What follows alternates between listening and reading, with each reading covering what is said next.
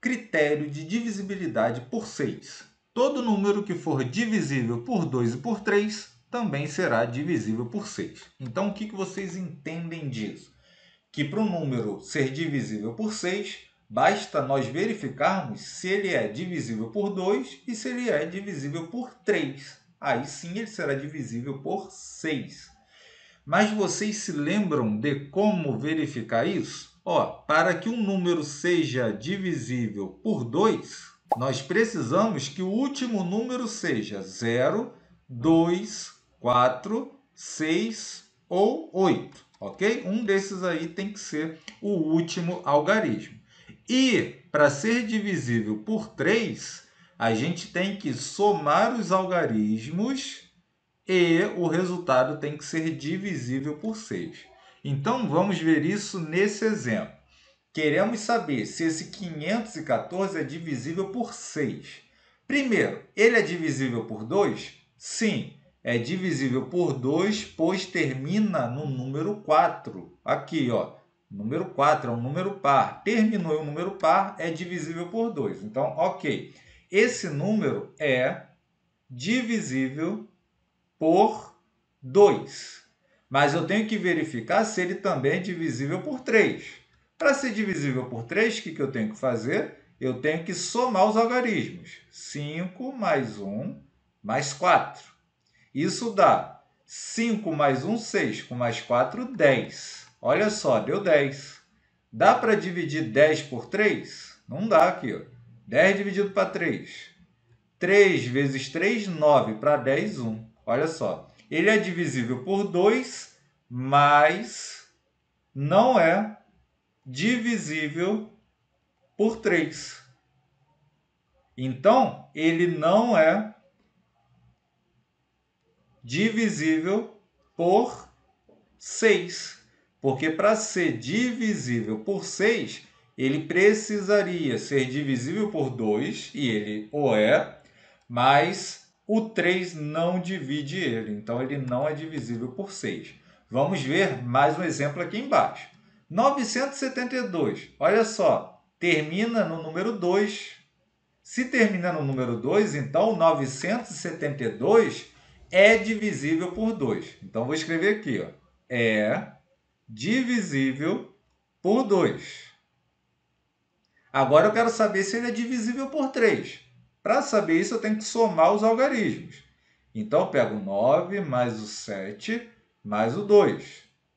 Isso dá 9 mais 7 vai dar 16. Com mais 2 dá 18.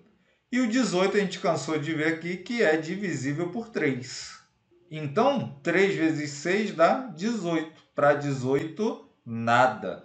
Então, é divisível por 2 e é divisível por 3. Logo, se é por 2 e é por 3, então é divisível por 6. Pronto. Então, no primeiro exemplo ali, na primeira parte do exemplo, não é divisível. Na segunda parte do exemplo, é divisível sim por 6. Então, você tem que verificar se dá para dividir por 2 olhando o último algarismo e tem que verificar se é divisível por 3 somando os algarismos e dividindo esse resultado por 3. Se esse resultado for divisível por 3, aí sim, nós temos que esse número vai ser divisível por 6, porque ele é por 2 e é por 3 ao mesmo tempo. Número 8. Circule os números que são divisíveis por 6. Então, eu tenho que verificar se esse número é divisível por 2 e por 3. Então, vamos lá. Na letra A, esse número é divisível por 2, pois termina com o número 2. Então, sim, a gente já sabe que ele é divisível por 2. Então, porque termina em 2. Agora, eu quero saber se é divisível por 3. Então, vamos lá. Eu tenho que somar os algarismos. 1 mais 7 mais 9 mais 2. Isso é igual a 9 com mais 1, 10. 10 com mais 7, 17. Com mais 2 vai dar 19. Então, a gente tem que isso é igual a 19. 19, será que dá para dividir por 3? Eu já sei que não, mas vamos ver aqui. 3 vezes 6 vai dar 18. Para 19, falta 1. Então, o resto é diferente de 0, então não dá para dividir. Então, olha só, é divisível por 2, mas não é divisível por 3. Então, não é divisível por 6. Deu para entender? Ele, para ser divisível por 6, tem que ser divisível por 2 e tem que ser divisível por 3 ao mesmo tempo. Mas ele não é divisível por 3. Então, ele não vai ser divisível por 6. Vamos agora para a letra B. Na letra B, esse número ele é divisível por 2. Por que ele é divisível por 2? Porque ele termina em 4. Então, ó, esse número é divisível por 2, pois termina em 4. Né? Ele tem que terminar em 0, 2, 4, 6 ou 8. Terminou em 4, ok, ele é divisível por 2. Agora, a gente tem que verificar se ele é divisível por 3. Então, eu tenho que somar os algarismos. 5 mais 0, mais 0, mais 3, mais 1, mais 4. Isso dá 4 com mais 1, 5. Com mais 5, 10. Com mais 3, 13. Olha só, deu 13. 13, será que dá para dividir por 3? 13 dividido por 3. 3 vezes 4, 12. Para 13, 1. Olha só, o resto foi diferente de 0. Então, esse número grandão não dá para ser dividido por 3. Dá por 2, mas não dá por 3. Então, ó, não é divisível por 3. Então, não é divisível por 6. Se não é divisível por 6, eu não vou circulá-lo. Vamos então agora para a letra C. A letra C é mais fácil. Por quê? Porque o último número é ímpar.